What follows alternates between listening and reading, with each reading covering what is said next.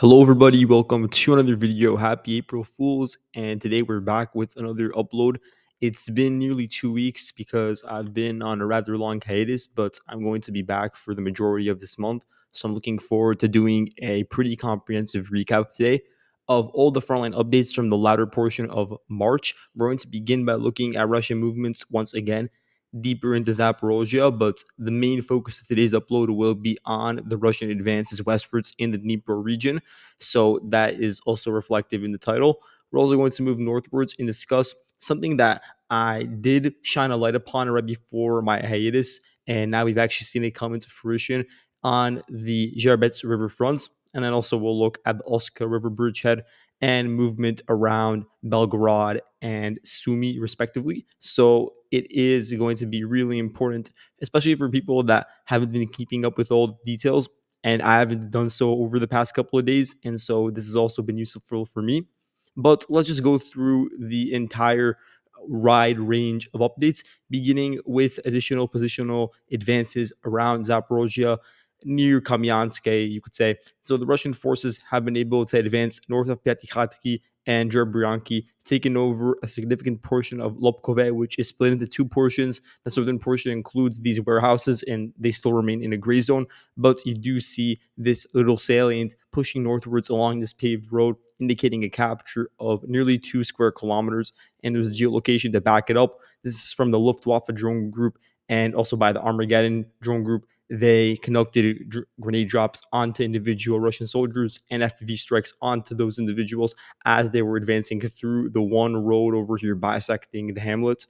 Then you also have this video evidence of the Russians pushing westwards along this horizontal highway, which actually, if you move eastwards, is very important because it leads to Orkiv and to the perimeter trenches that are surrounding it. And so when you move westwards, it also eventually reaches the hamlet of Stepove. So the Russian forces use this avenue to push and capture 2.6 square kilometers of territory, including this entire eastern portion, and then also the center where they have been able to solidify their control over. And what remains is an agricultural facility. There may be a couple of warehouses here, but it's not really a residential area.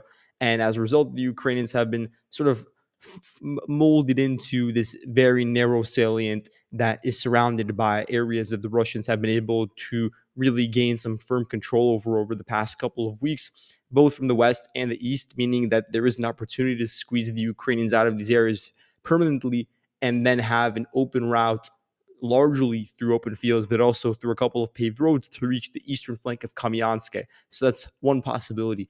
The other possibility is the Russians capitalizing on their advances east of Mali Chuchurbaki. And we could see over here that over the past couple of days, they've been able to capture 2.4 square kilometers of territory. On March 27th, Russian vehicles were recorded from the 19th Motor Rifle Division, and they dismounted individual forces very close to the village near tree lines. They got out and were able to take positions in some of the houses, although I don't know about the northern chunk.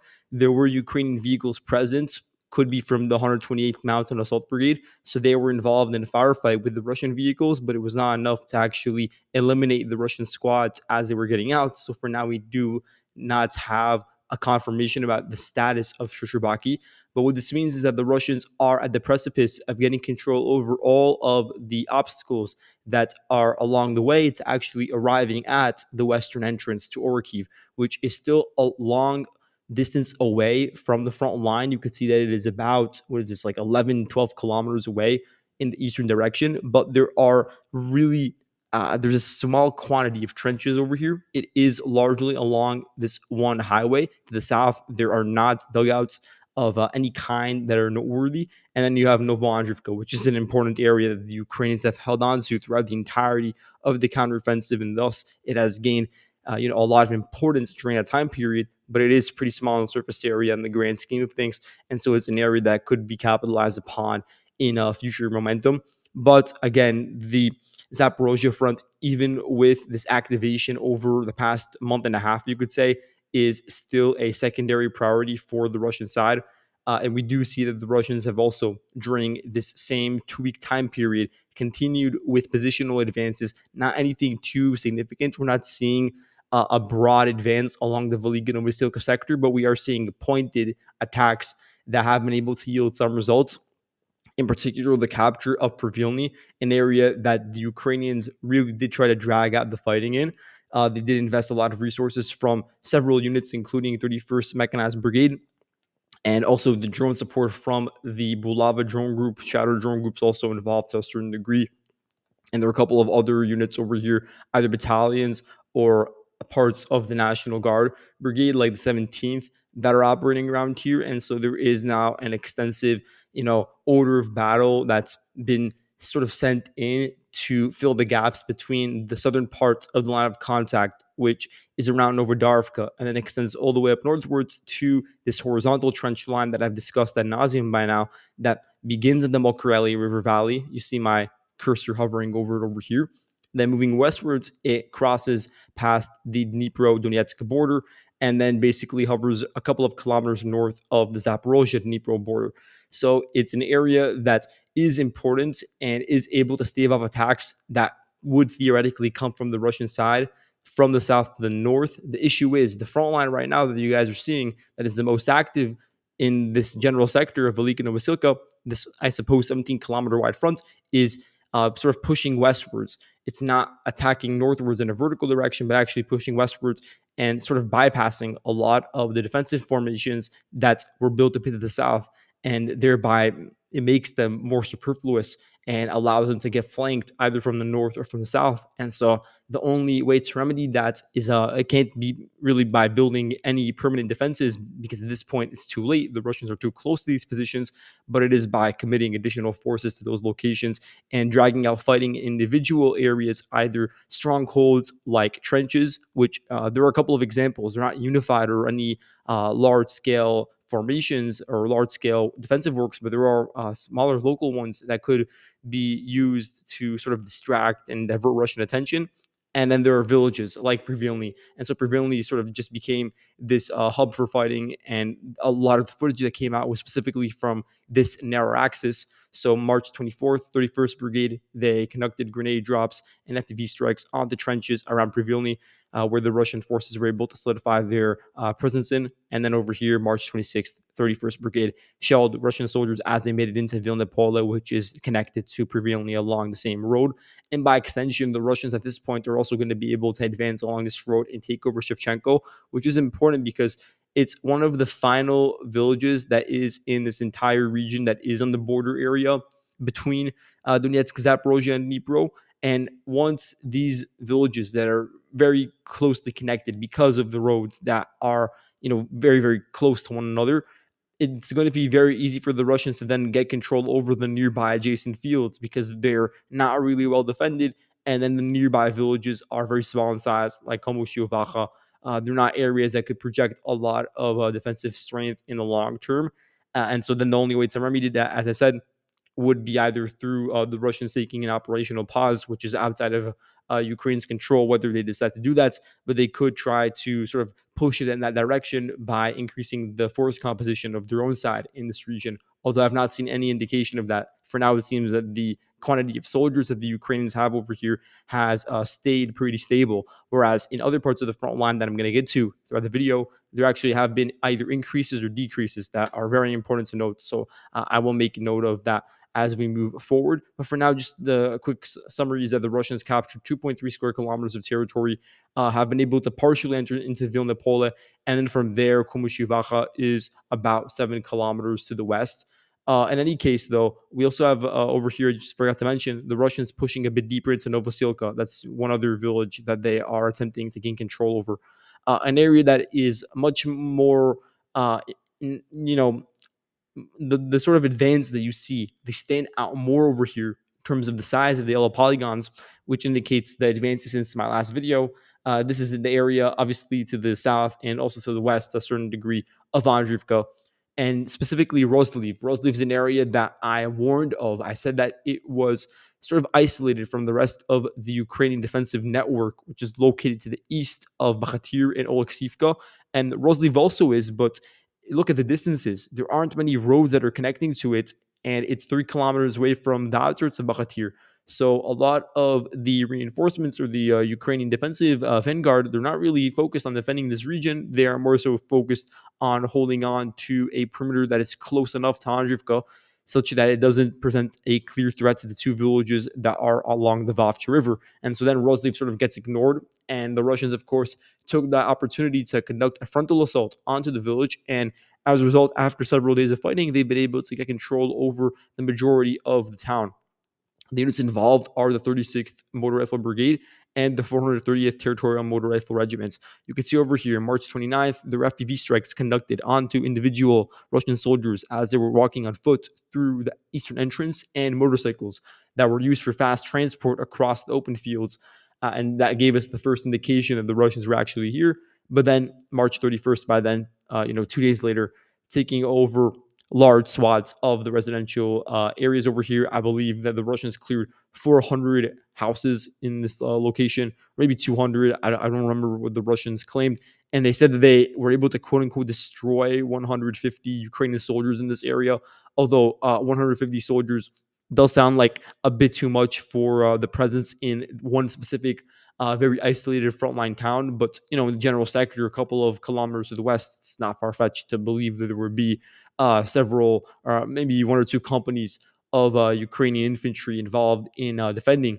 So the Russian forces, based on geolocated proof, have been able to take over the vast majority of the town, and thereby any fields or any tree lines that are south or around its vicinity are also now in immediate threats of being captured by the Russians. And so as a result, the Russians have captured 3 square kilometers to the southeast and another 5 square kilometers on the road to the town.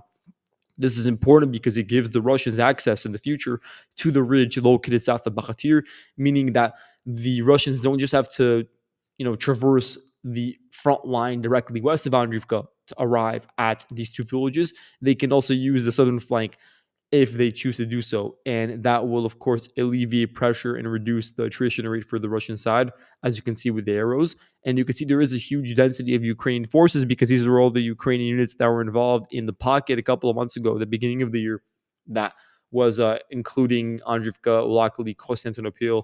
Now, some of the forces from this pocket region have been sent elsewhere, most notably 152nd Jaeger Brigade. So we'll look at their positioning later on in the video. But as we move northwards, there was actually a Ukrainian counterattack, which led to their recapturing of 1.6 square kilometers of territory. So this is in an area outside of the borders of the town, but it is still important because these are the trenches that are located on the hills of Andrivka, and some of them have been taken back by the Ukrainian side. The Ukrainians really are trying to ensure that they retain a solid front line over here, and it's very difficult to do so when they're located entirely on low-lying elevation, including the Vavcha River Valley and highways that are located, of course, in depressed regions. Whereas a bit to the east, the Russians have control over significant high ground long areas that are just north of Andrivka, and that includes all of these yellow horizontal trenches that you see mapped over here. So some of them are being retaken by Ukraine, both in terms of the elevation aspect, in terms of gaining their own elevation advantage and nullifying that of the Russians, but also because it gives them this outlet in order to exert pressure on the Russian side as they try to arrive at the front line and conduct their own frontal assaults, because then they'll always have to worry about their northern flank. So that's the rationale behind it. And the unit involved is the 46th Air Assault Brigade. So they're still operating around here. Yes, you saw some really notable Russian advances in the direction of Dnipro Oblast. And so you could see in terms of the total gains, it includes 22 square kilometers to the south. And then over here, another 8 square kilometers and 1 square kilometer. So you're looking at 31 square kilometers of territory being captured over the course of less than 2 weeks.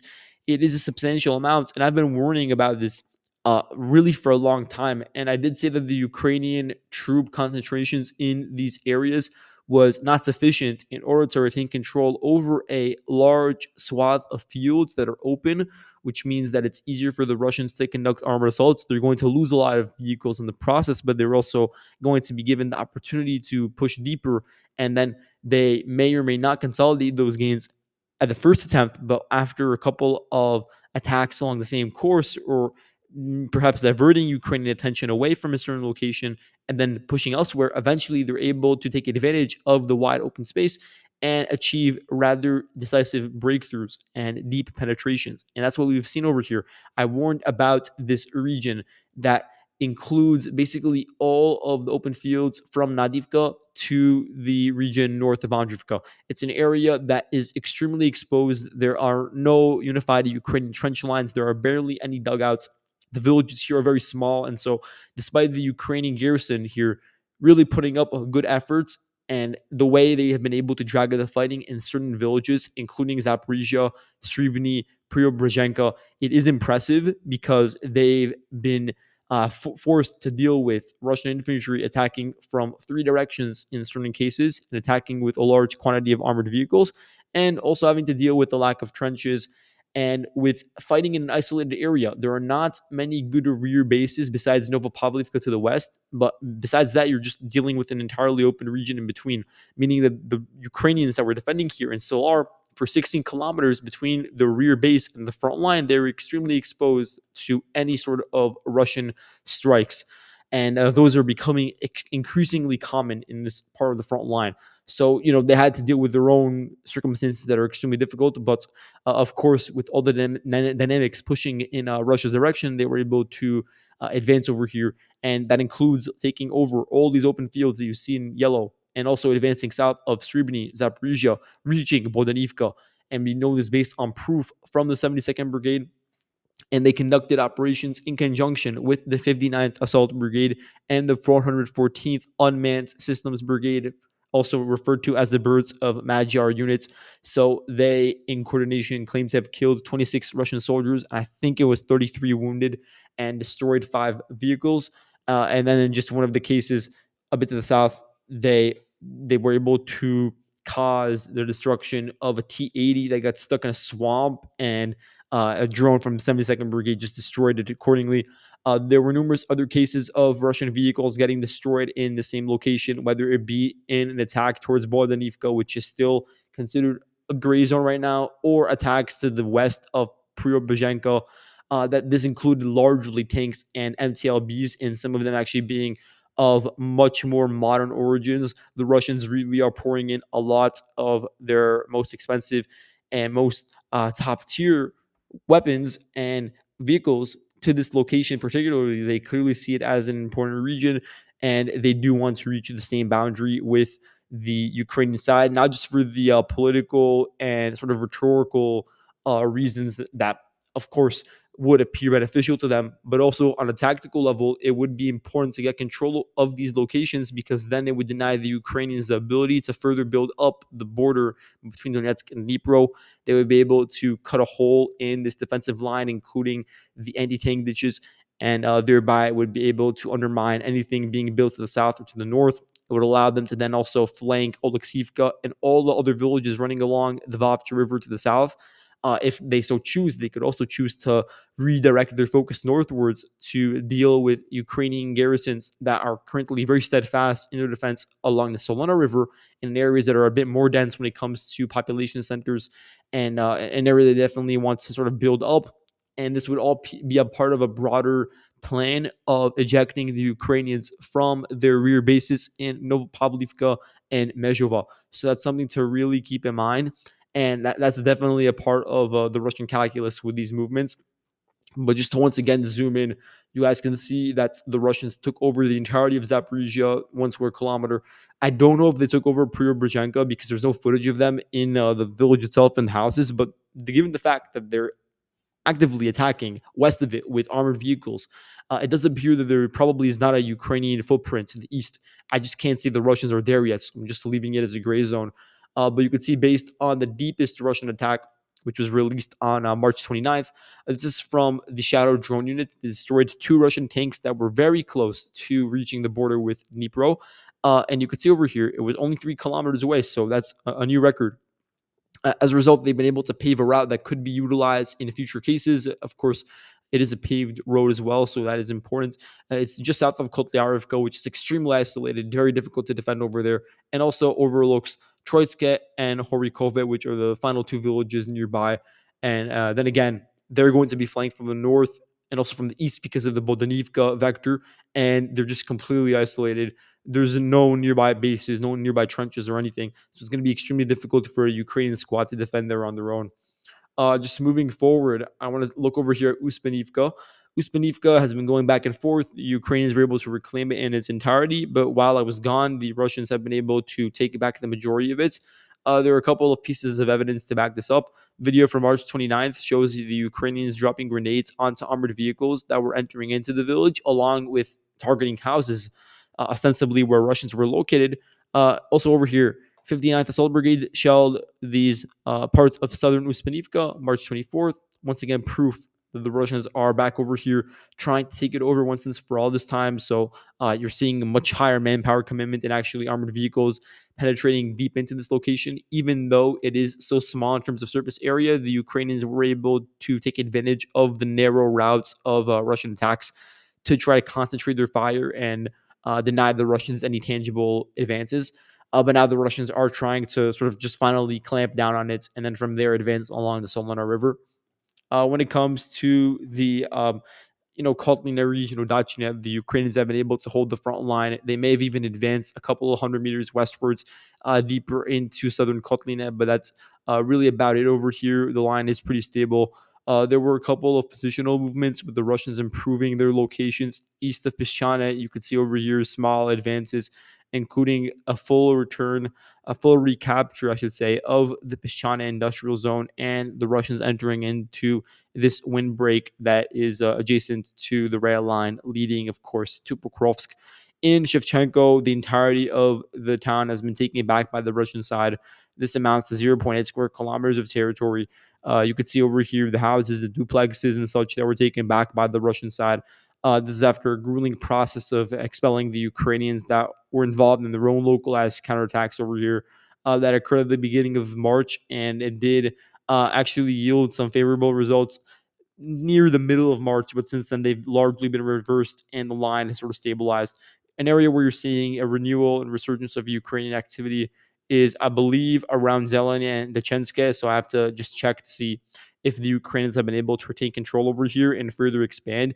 Because once they are ejected, once they are unable to retain control in one specific area, they revert their focus to another location to try to just keep the Russian attention over there instead of course, diverting their own focus, Russian perspective, to offensive activity towards the suburbs of Pokrovsk, which is what the Ukrainians are trying to alleviate. You can see over here, 93rd Mechanized Brigade, they're involved in the defense of Zhurove, north of Pischana, so they were moved over there. Lysivka, the Russian forces have been able to reestablish control over most of Lysivka. It continues going back and forth.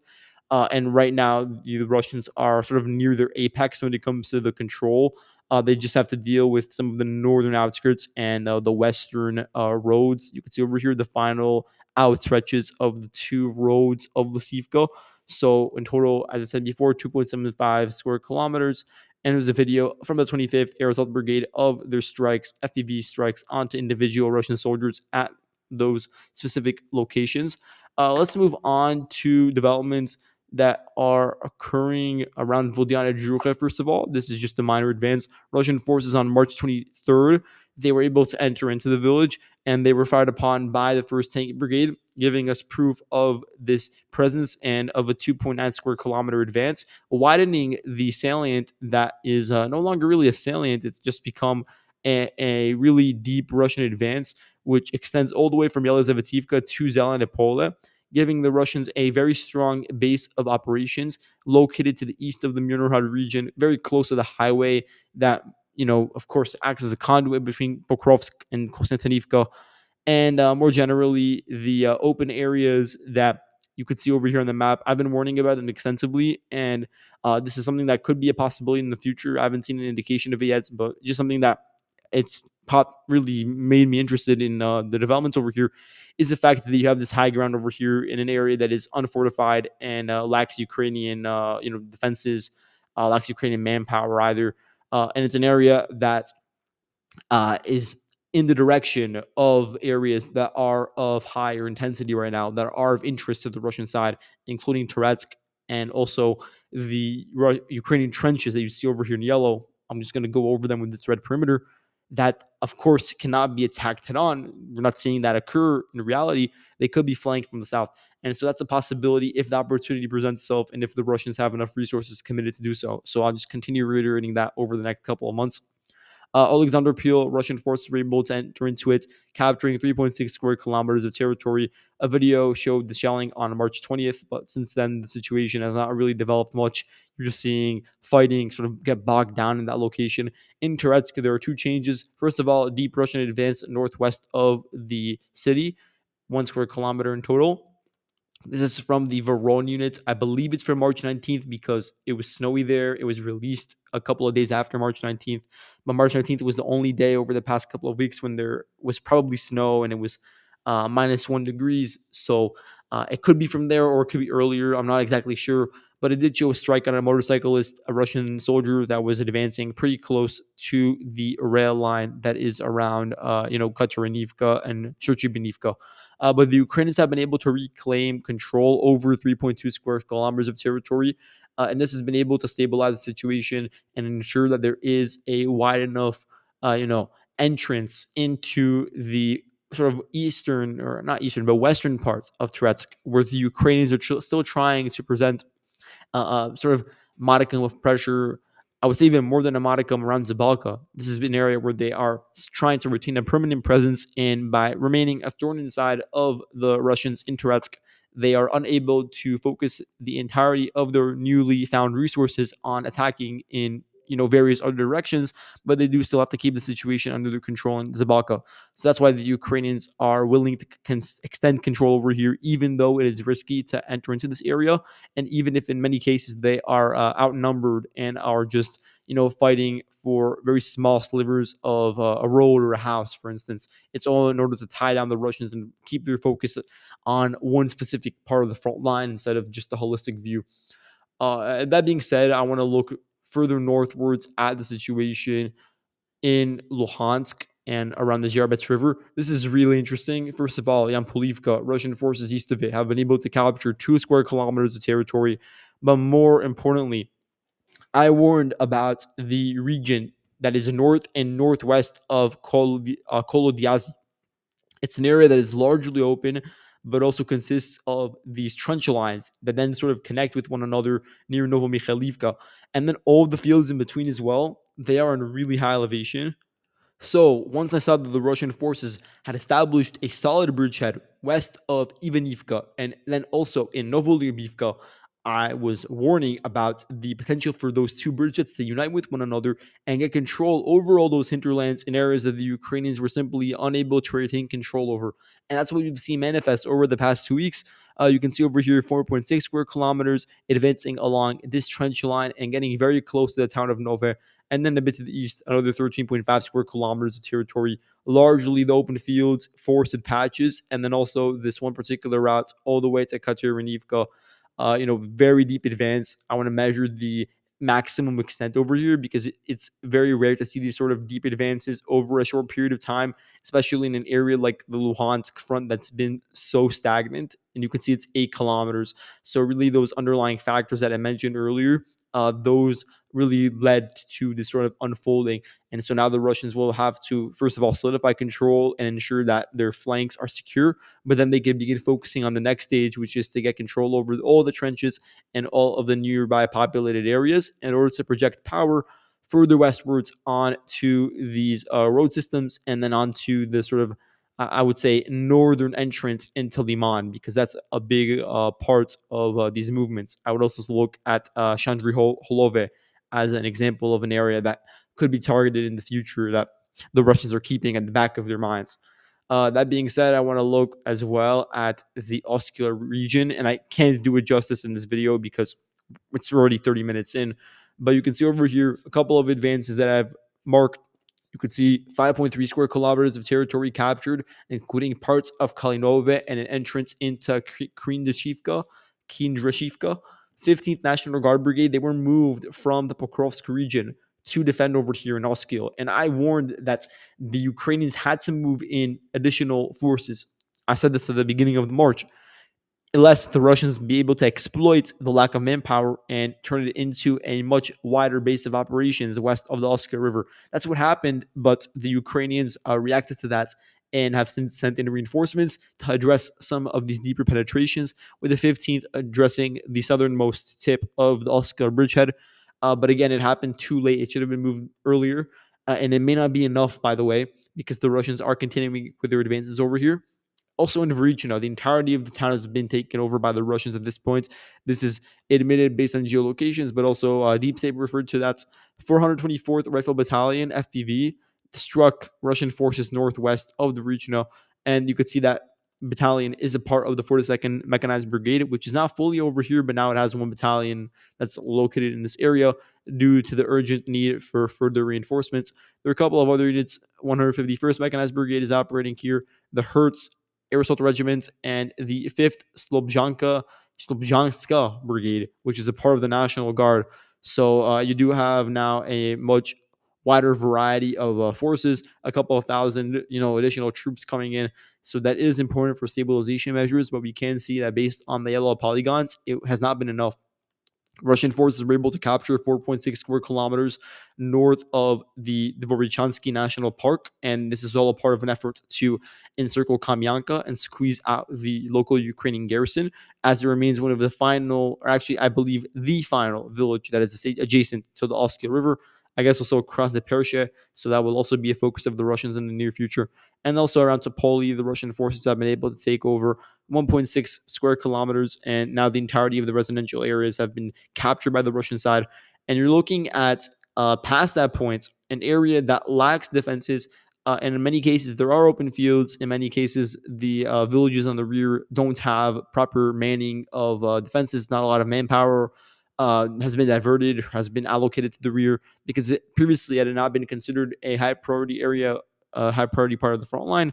So an area that would actually be built up is probably this line of villages to the west. But that's, let's see, it's about 5-6 kilometers away. So then everything in between is in a much more dangerous position and it's susceptible to falling into Russian hands. Moving on, I want to look at the situation in Belgorod and Sumy to end this off. So everything will be timestamped so you guys can get to this point. Demidovka and Popovka. The Russian forces have struck these villages now, and based on that proof, I've been able to say that the Ukrainians are still located in these areas. So the two main units involved with this from a Ukrainian side are the 33rd Assault Regiment and the 225th Assault Regiment. 225 was previously operating around Uspenivka and that region. And so that's pretty interesting that the Russians were able to, achieve some significant gains in the hamlets right after 225 was moved away. In addition, 33rd Assault Regiment was involved in the same region that I referred to as the Russian breakthrough in Luhansk, past the Zhorets River. And the Russian advances really started in earnest after this regiment was withdrawn and committed to either Sumy Kursk and then to the Belgorod area. So I find that pretty interesting. And I do believe there is at least a certain degree connection between those events. The Ukrainians currently control 15 square kilometers in Belgorod. There are a couple of videos that you can see to back that up. The most recent ones are from actually March 31st, I believe. There are a couple of videos from the past couple of days in Demidovka specifically showing the Russians still shelling Ukrainian squads. Here's just one of those videos from last week of a Ukrainian squad being filmed by a Russian drone. But for the most part, the Ukrainians remain in control. I haven't seen a really strong Russian effort to push them out yet, but they're definitely beginning to increase the tempo of strikes. And the Ukrainian tempo of advances has basically dissipated. You don't see any more movement by the Ukrainians deeper. They're really just involved with holding on to the two villages they've been able to secure. Popovka is located over here.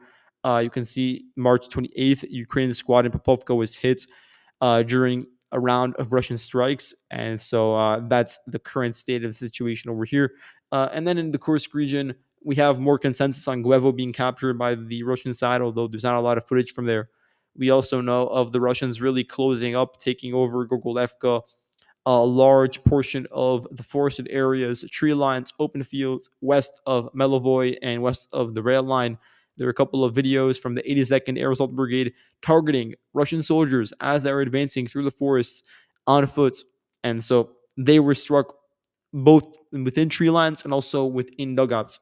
So now the 82nd Brigade is making a comeback after it was involved in the withdrawal from Kursk, and a lot of the responsibilities were given to territorial defense units like 129th Brigade. But now you have the 82nd Brigade involved with a lot of the drone operations, and you can see that based on two videos, including one from April 1st, indicating this deep Russian advance.